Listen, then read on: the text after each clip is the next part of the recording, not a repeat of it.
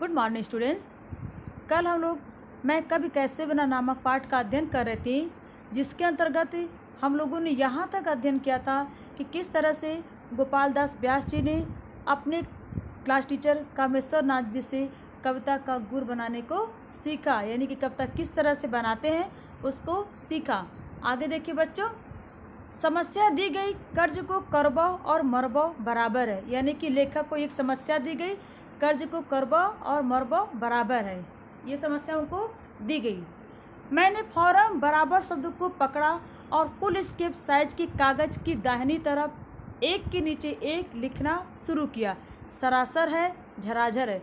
लेखक कह रहे हैं कि उन्होंने एक पेपर पे उसके दाहिनी तरफ पे एक के नीचे एक लिखना शुरू किया। सरासर है, झराझर है।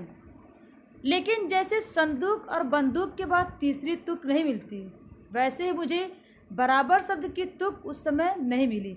जिस तरह से लेखक जो बराबर शब्द को आधार मान करके सरासर और झराझर लिखा, लेकिन उनको आगे उस बराबर शब्द का कोई तुक नहीं मिल रहा था। ठीक उसी तरह से जैसे बंदूक और संदूक के बाद कोई तुक नहीं मिलती।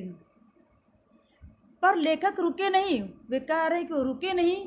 बराबर शब्द की तीसरी तुक ऊपर है लिखकर फौरन समस्या पूर्ति कर डाली। लेकिन लेखक जो है वो रुके नहीं, बराबर शब्द का तुक उनको नहीं मिला, फिर भी वो घबराए नहीं और तीसरी तुक के रूप में उन्होंने लिखा ऊपर है, और इस तरह से वो समस्या की पूर्ति कर डाले। कविता तो मुझे अब याद नहीं रही, लेकिन उसका भाव यह था कि देखो मित्र, तुम्हारे पिता ने कर्जा लिया था, उसका कैसा बुरा फल मिला। वह स्वयं तबाह हुए और तुम्हें भी बर्बाद कर गए। इसीलिए किसी ने सच ही कहा है, कर्ज को करबो और मरबो बराबर है। लेखक कह रहे हैं कि मुझे याद नहीं है कि वो कविता कैसी थी, लेकिन सिर्फ उसका भाव मुझे मालूम है। उसमें लिखा क्या था कि देखो मित्र, तुम्हारे पिता ने कर्जा लिया है और कर्जे से वो तो बर्बाद हुए ही, तुम्हें भी बर्बाद कर गए। समस्या की पूर्ति के लिए 1 घंटे का समय दिया गया था, यानी कि जिस समस्या को लेखक को दिया गया था, गोपाल दास व्यास जी को दिया गया था, उसके लिए सिर्फ 1 घंटे का समय दिया गया था। मगर मैंने कोई 20 मिनट में ही जैसे तेज विद्यार्थी सवाल हल करके स्लेट मास्टर साहब को पकड़ा देता है, कागज़ परीक्षक को थमा दिया। कह रहे हैं लेखक कि समय तो दिया गया था 1 घंटा का, लेकिन मैं एक तेज विद्यार्थी की तरह से कोई 20 मिनट में ही उस समस्या का हल करके कागज़ जो मैंने परीक्षक को थमा दिया। ठीक उसी तरह से जब कोई बच्चा किसी सवाल को हल करके अपने क्लास टीचर को या तो अपने टीचर को देता है। उस दिन का वह दृश्य आज भी मेरी आंखों के सामने चित्र की तरह खिंचा हुआ है। लेखक कह रहे हैं कि उस दिन का दृश्य, यानी कि जो कुछ उस दिन हुआ था, वो आज भी ऐसा लग रहा है कि मेरे सामने घटित हो रहा है। कवि सम्मेलन का पंडाल श्रोताओं से खचाखच भरा हुआ था, यानी कि जहाँ पे कवि सम्मेलन होने वाला था, वहाँ का जो पंडाल है वो श्रोताओं से, यानी कि जो सुनने वाले थे उन लोगों से खचाखच, यानी कि पूरी तरह से भरा हुआ था। मेरे हेडमास्टर और कविता की कुंजी बताने वाले क्लास टीचर भी बगल की कुर्सियों पर बैठे हुए थे। यानी लेखक कह रहे हैं कि लेखक के जो हेडमास्टर थे और कविता की कुंजी बताने उनके जो क्लास टीचर थे, दोनों ही उनके बगल की कुर्सियों पर बैठे हुए थे। भीड़ में मेरे विद्यालय के कितने ही विद्यार्थी और सहपाठी भी शामिल थे, और उस सम्मेलन में मेरे विद्यालय से भी कई बच्चे आए थे और मेरे कुछ सहपाठी भी आए थे। मेरा नाम पुकारा गया। लेखक कह रहे कि मेरा नाम पुकारा गया।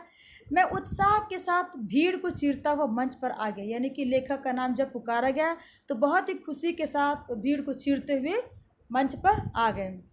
चारों तरफ तालियां बज रही थी, पर मैंने उन पर कान नहीं दिया, यानी कि चारों तरफ उनकी वाहवाही हो रही थी, उनके लिए तालियां बज रही थी, लेकिन जो उन्होंने उस पर ध्यान नहीं दिया।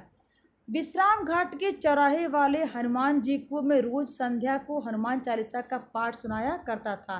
यानी लेखक जो है विश्राम घाट के चौराहे पर हर दिन जाते थे और वहाँ उस संध्या के समय जो है हनुमान चालीसा का पाठ करते थे। मन ही मन उनका स्मरण किया और हाथ हिला हिला कर कविता सुनाने लगा। यानी कि हनुमान जी का लेखक ने ध्यान किया और कविता को सुनाने लगे, यानी कि हाथ हिला हिला कर कविता को सुनाने लगे। स्वर मेरा सधा हुआ था, यानी कि उनकी आवाज़ बहुत सधी हुई थी। शक्ल भी बचपन में बुरी नहीं लगती थी, यानी शक्ल भी ठीक ठाक थी। लोगों ने जो बच्चे के मुंह से कच्ची समस्या पूर्ति सुनी तो गदगद हो गए, और जब वहाँ के बैठे श्रोतागण जो थे, जब उन्होंने एक छोटे से बच्चे के मुंह से समस्या पूर्ति सुनी तो बहुत ही वो सब प्रसन्न हो गए, यानी कि खुश हो गए। सभी लोग प्रशंसा और आश्चर्य के भाव से मुझे देख रहे थे, यानी कि लोग प्रशंसा और आश्चर्य के भाव से कि इतना छोटा बच्चा और इस तरह से बेबाक होकर के बोल रहा है, ये देख करके लोग मुझे आश्चर्य कर रहे थे। कविता की समाप्ति के बाद में तालियों के तूफान में जो खोया तो फिर सुध बुध नहीं रही, यानी कि जब मेरी कविता समाप्त हुई तो इतनी तेज तेज तालियां बजने लगी, लोग बजाने लगे कि उसमें मैं खोया तो मेरी सुध बुध नहीं रही। मेरी सांस फूलने लगी, पसीने आ गए। शायद और अधिक देर होती तो मैं लड़खड़ा कर मंच पर ही बैठ जाता, यानी कि उसे मेरी सांसें फूलने लगी, मेरी पसीने भी आने लगी, और अगर और थोड़ा सा अधिक देर होता तो लेखक जो है वही मंच पर ही गिर जाते। कि तभी हमारे विद्यालय के हेडमास्टर श्री मुकुट बिहारी लाल जी लपके हुए मंच पर आए और उन्होंने दौड़कर मुझे गोदी में उठा लिया। और तभी जो है विद्यालय के जो हेडमास्टर थे, जिनका नाम था मुकुट बिहारी लाल जी, वो दौड़ करके मेरे पास आए और जो है मुझे अपने गोद में उठा लिए। मुझे लगा कि मानो साक्षात देवी सरस्वती ने मुझे अंक में भर लिया, यानी कि जब उनके हेडमास्टर जी उनको अपने गोद में उठा लिए तो लेखक कह रहे कि ऐसा लगा कि मुझे स्वयं सरस्वती ने मुझे अपने गोद में उठा लिया। उनकी गोद में जाते जाते मेरा सम्मान कई गुना बढ़ गया, और जब हेडमास्टर जी ने उनको गोद में लिया तो ऐसा लग रहा, कह रहे हैं कि उस समय तो मेरा सम्मान कई गुना बढ़ गया था। मेरे विद्यालय के लड़के ज़ोर ज़ोर से तालियां बजा बजा कर कूदने लगे, और इनके विद्यालय के जितने भी बच्चे थे वो सभी तालियां बजा बजा करके कूदने लगे। मैंने गोदी से उतरकर हेडमास्टर साहब और कामेश्वर नाथ जी के चरण छुए। लेखक कह रहे हैं कि मैं गोदी से उतरा और अपने हेडमास्टर साहब और कामेश्वर नाथ जी के मैंने चरण को छुआ। इस प्रकार मेरी पहली कविता ने ही धूमधाम से मेरे कवि होने की घोषणा जनता में कर दी, यानी कि इस प्रकार लेखक की वो पहली कविता धूमधाम से उनके कवि होने की घोषणा लोगों के सामने कर दी। घड़ी भर में मैं चोर से साहूकार बन गया, यानी कि जो लेखक अभी तो लोगों से छिप करके दूसरों की कहानी कविता को बता करके अपना बताते थे, आज वह जो अपनी कविता को लोगों के सामने रखा तो इससे वो घड़ी भर में वो भी तो चोर से साहूकार बन गए। बच्चों, अब ये लेसन समाप्त हुआ, उसके बाद हम आप लोगों को इसका अभ्यासकार पढ़ाएंगे। बच्चों, आप लोग का होमवर्क है, इस लेसन को अच्छे से पढ़ लीजिएगा। धन्यवाद।